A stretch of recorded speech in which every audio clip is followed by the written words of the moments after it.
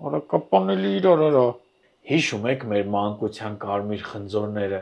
երբ բակում անհոգ խաղում էիր, մեկ էլ մի հատ տատի էր գալի, խնձոր, խնձոր, վազում էիր տուն տնեցիքից փող էիր ուզում, խնդրում էիր, խնձոր եմ բերել, այդ խնձորը թույնավորած է, պետք չի քեզի։ Ինչ ասում էին։ Իմ մոտ մի քիչ գեշ ստացվեց, բայց ինձ թվում է գույնը կտանի մեզի մանկություն։ Եկեք փորձենք։ Շաքարավազի վրա ավելացնում ենք ջուր ու սկսում ենք եփել։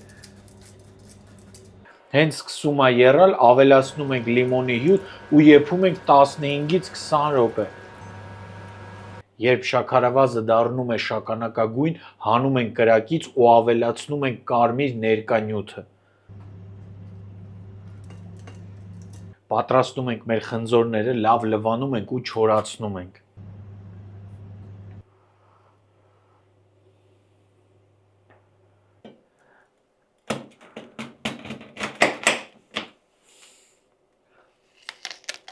Մի հատ կծում ես կարամելի խրթխրթոցը, խնձորի խրթխրթոցը ու քեզ տանում է քո մանկությունը, այդքան հասարակ, բայց շատ ջերմ հիշողություններ, բրավո։